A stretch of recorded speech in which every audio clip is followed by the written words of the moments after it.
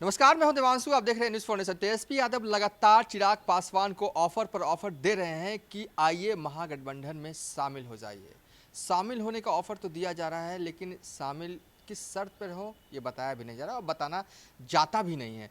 बीते दिनों श्याम रजक ने मुलाकात की है चिराग पासवान से। उसके बाद अटकलों का बाजार गर्म हो गया है कि तेजस्वी यादव का संदेशा 1-to-1 लेकर गए थे श्याम रजक। हमारे साथ बात करने के लिए लोजपा के प्रवक्ता कृष्ण सिंह कल्लू जी हैं। कल्लू जी, ऑफर तो 1-to-1 अब दे दिया गया है तेजस्वी यादव का।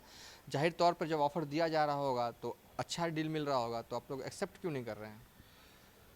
स्वर्गीय रामविलास पासवान जी देश के दूसरे अंबेडकर और लालू यादव जी की बहुत ही ऐतिहासिक पारिवारिक संबंध रहा है और पूरा देश, पूरा बिहार जानता है इस संबंध को।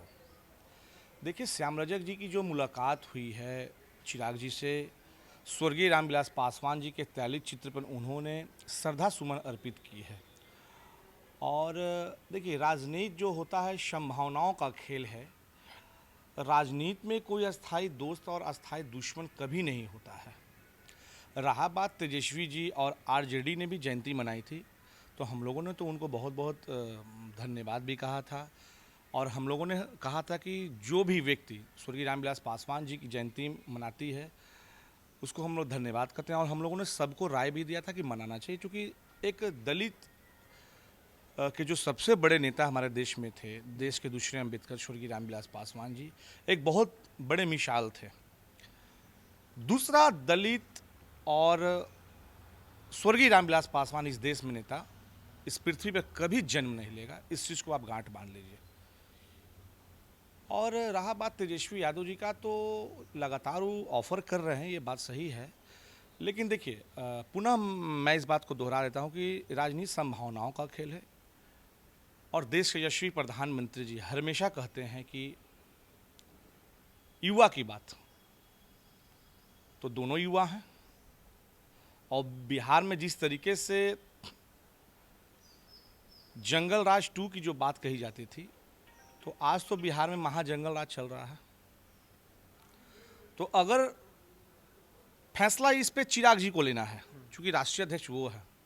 बहरहाल, अगर हम लोगों को अगर कोई बात कहना हो, तो अगर दो युवा एक साथ अगर आते हैं मंच पे, तो एक नया बिहार का स्वरूप बनेगा। कहा जा रहा है कहीं ऐसा तो नहीं, अभी तो चुनाव होने नहीं है, अभी साथ क्यों आए? इलेक्शन के पहले आएंगे, 3 साल बाद। ये तो बात राष्ट्रीय अध्यक्ष जी ने स्पष्ट कर दिया कि देखिए, अभी तो कोई चुनाव का माहौल है नहीं।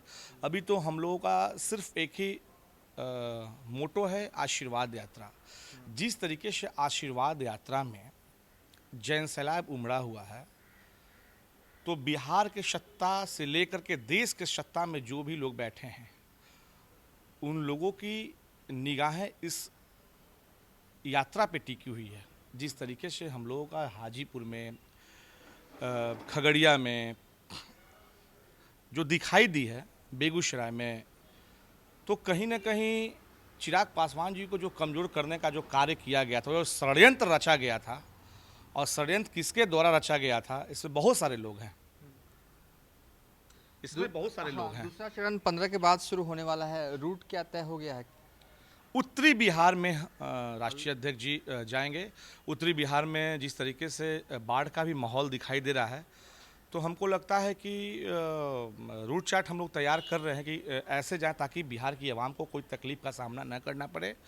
और बिहार की आवाम चिराग जी को देखने के लिए बेसब्री से इंतजार कर रहा है और आशीर्वाद देने के लिए।